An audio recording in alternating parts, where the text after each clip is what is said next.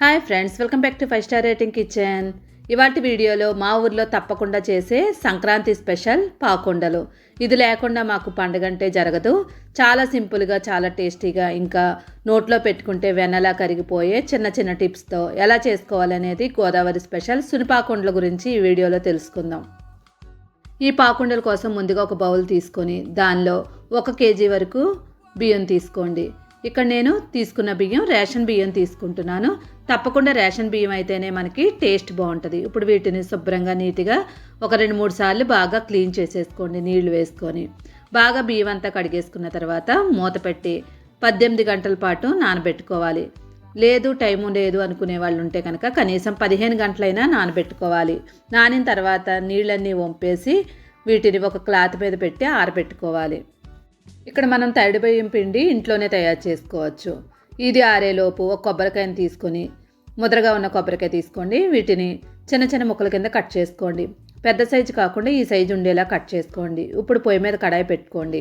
కడాయి heat అయిన తర్వాత 3 table స్పూన్ల వరకు నెయ్యి వేసుకోండి.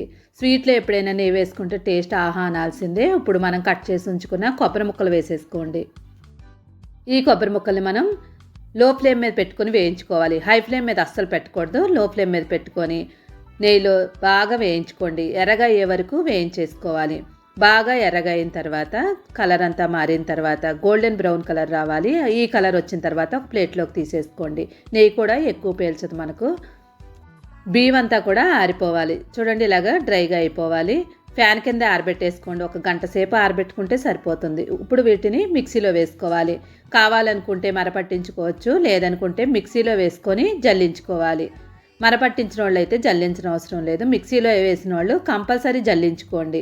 ఇక్కడ మనం మిక్సీలో వేసినప్పుడు కొంచెం మొరుగా ఉంటుంది. పిండిలాగా అయినా కానీ కంపల్సరీ మనం జల్లించినట్లయితే రవ్వ అనేది పక్కకు వచ్చేస్తుంది. ఆ రవ్వని మళ్ళీ మిక్సీ చేసుకుంటే పిండి అయిపోద్ది. ఇక్కడ మనం తడి బియ్యం పిండి రెడీ చేసుకున్నాం. షాప్లో వాడింది అస్సలు వాడకూడదు. ఇది మాత్రం మర్చిపోకండి. ఇప్పుడు 1 అరకిలో వరకు బెల్లం తీసుకోండి. వీటిని బాగా తురిమేసుకోండి. తురుముకున్న బెల్లాన్ని కొలత ప్రకారం చూసుకోండి. 2 కప్పుల వరకు మనం బెల్లం తీసుకోవాలి. ఇక్కడ నేను కేజీ బియ్యం 6 కప్పులు అయింది. 2 కప్పులు బెల్లం వేసుకోవాలి. కొలత ప్రకారం చాలామందికి తెలియదు కాబట్టి ఇక్కడ నేను కొలత ప్రకారం చెప్తున్నాను. ఇప్పుడు ఏదైనా ఒక మందంగా ఉన్న గిన్నె పెట్టేసుకొని దానిలో 2 కప్పుల వరకు బెల్లం వేసేసుకోండి. నీళ్లు వేసేటప్పుడు ఎక్కువ వేసుకోకూడదు. 1 కప్పు నీళ్లు వేసుకోండి. ఇక్కడ మనకి బెల్లం మునగాలంతే. మరీ ఎక్కువ నీళ్లు వేసుకున్న పాకం రావడానికి ఎక్కువ టైం పడుతుంది. ఇప్పుడు బెల్లం కరిగి దీన్ని పాకం వచ్చే వరకు కలిపేసుకోండి. చాలామందికి తెలియంది ఈ పాకం ఒకటే. ఈ పాకం కరెక్ట్గా పెట్టినట్లయితే మనకి ఈ పాకుండలు అనేది చాలా టేస్ట్గా ఉంటాయి.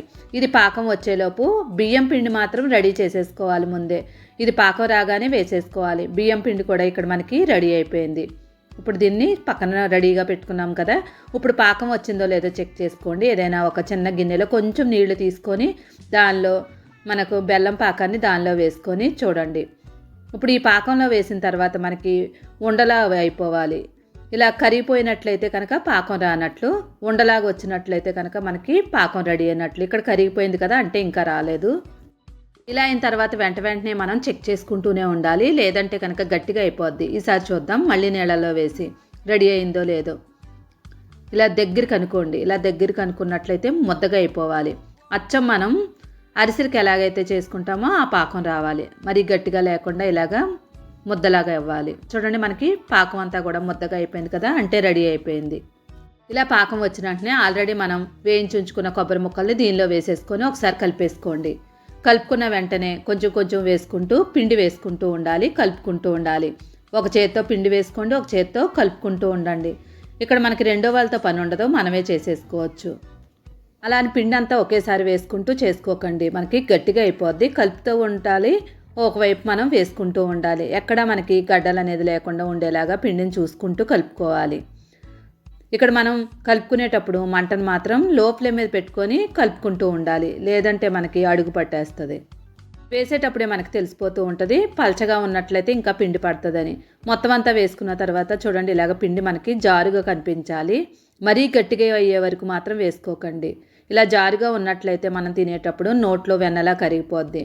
ఇప్పుడు మనకి రెడీ అయిపోయింది కదా. ఇప్పుడు ఆల్రెడీ మనం కొబ్బరి ముక్కలు వేయించుకున్న నెయ్యి ఉంది కదా, ఆ నెయ్యిని వేసేసుకోండి. ఇలా నెయ్యి వేయడం వల్ల మనకి చేతికి ఎక్కువ అంటుకోకుండా ఉంటుంది చేసేటప్పుడు. కాబట్టి నెయ్యి వేసుకోండి. ఇంకా టేస్ట్ కూడా స్వీట్లో చాలా బాగుంటుంది. మొత్తం అంతా బాగా కలిపేసుకోండి. కావాలనుకునే వాళ్ళు ఉంటే ఇంకా ఎక్కువ వేసుకోవచ్చు, లేదంటే స్కిప్ చేసుకున్నా పర్వాలేదు. పిండి కూడా మిగిలిపోయింది చూడండి. ఎప్పుడు పిండి అనేది మనం కొంచెం ఎక్కువే తీసుకోవాలి. 2 నిమిషాలు ఉడకపెట్టుకోండి. 2 నిమిషాలు ఉడికిన తర్వాత స్టవ్ ఆఫ్ చేసుకోండి. స్టవ్ ఆఫ్ చేసిన తర్వాత కూడా మనకి కొంచెం పలచగానే ఉండాలి.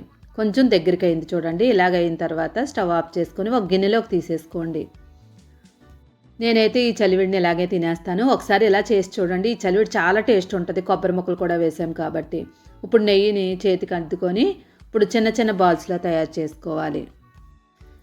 అయితే ఇలా చిన్న చిన్న బాల్స్ అన్నీ ఒకేసారి చేసుకోకుండా కొంచెం కొంచెం చేసుకొని పక్కన పెట్టుకుంటూ మనం ఈ బాల్స్ని చేసుకోవాలి. ఇప్పుడు నువ్వులు తీసుకోండి. నువ్వులు తీసుకొని ఒక్కొక్క బాల్ని తీసుకొని దానిలో బాగా డిప్ చేసుకోండి.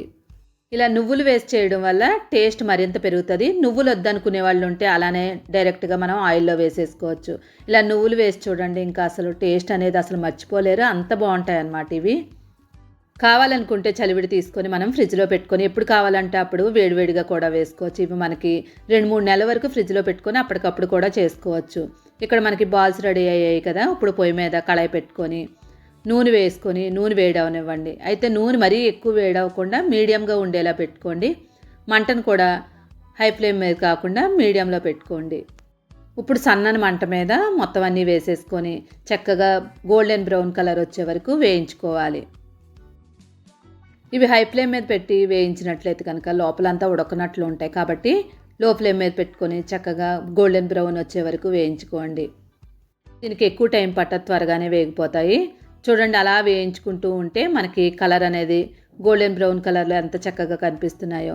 ఈ కలర్ వచ్చిన తర్వాత ఒక స్టెయినర్లోకి తీసేసుకోండి.